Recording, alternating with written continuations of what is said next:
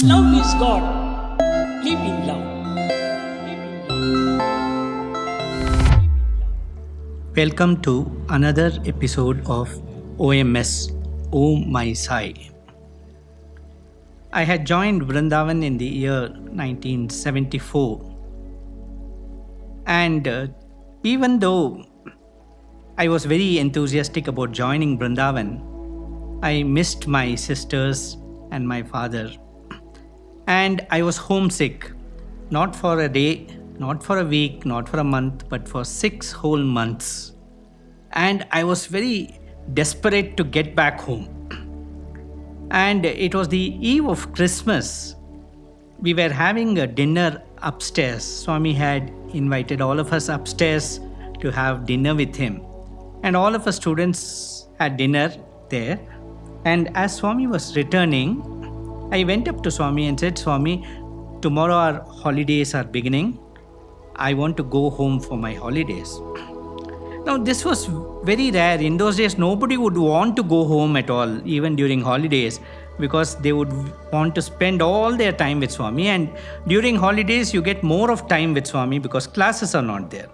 Of course, even when classes were there, because the building was just next to the bungalow, in between 2 classes, if a teacher was slightly late or had some other work, we would quickly run upstairs and see what Swami was doing. So that was the time. That was a time period when we joined. And then Swami asked me, Ravi, who is there at home? I said, Swami, father is there and sisters are there. Then Swami said, what time does your father go to office? Swami, he goes around 7 in the morning.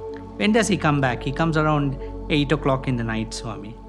What about your sisters? Swami, around 8 they go to the college. They also come around 7 in the evening, 6:37.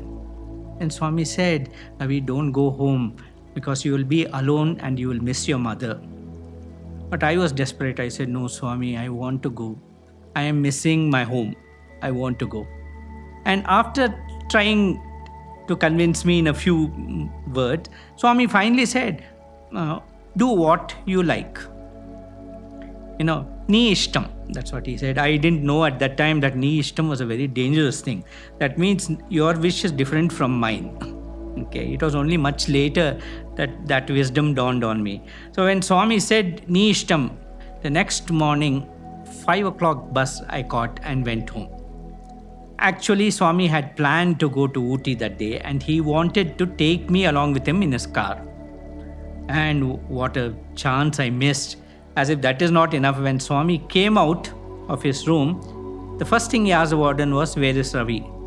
And the warden said, Swami, he has gone home. Swami said, Papam, poor fellow, he's missed this chance. That's what.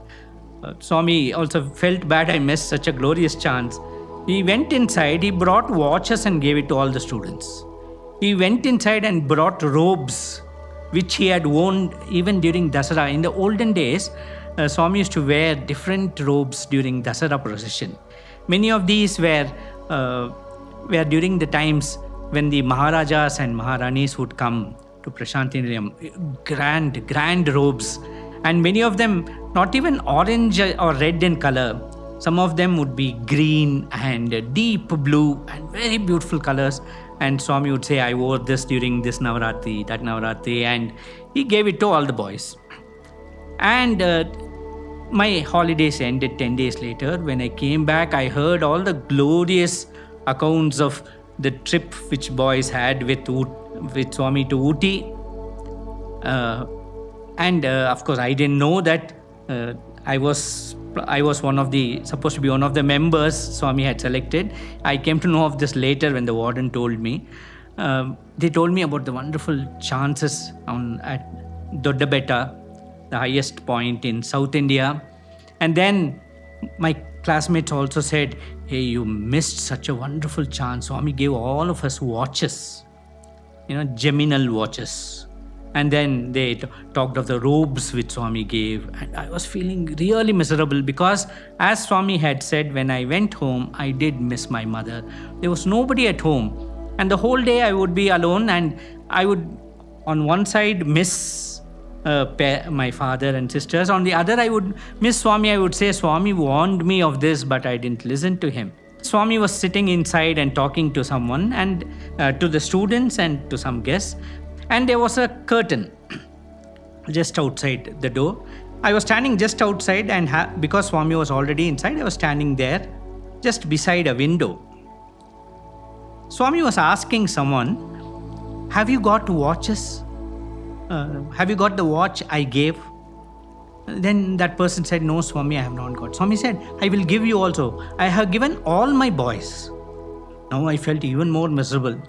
I had missed the watch, and Swami was telling he had given all the boys, which means that I was outside of that bracket of his boys. I felt even more miserable. And then in the next second, Swami comes out of that room, parts the curtain and comes out. And seeing me standing there, he smiles, and then he kind of presses my hand. Behind me was a window sill in which a basket of vibhuti used to be always kept. So I thought Swami was trying to take the vibhuti basket, so I moved. Swami said, no, I just wanted to know what is the time. And seeing my forlorn face, he said, oh, you don't have a watch. I will give you. And it took 15 long years for Swami to give me a watch. This happened on the 1st of January 1975. It was during the birthday in 1990 that Swami gave all the students watches. And I remember on that occasion, 15 years later, after having distributed to everyone, he came back to me and said, you got your watch? So 15 years, I had decided I would never wear a watch till Swami gave one from his own hand. Because the next 9 years, he gave me 10 watches. But that is Swami. Oh my Sai.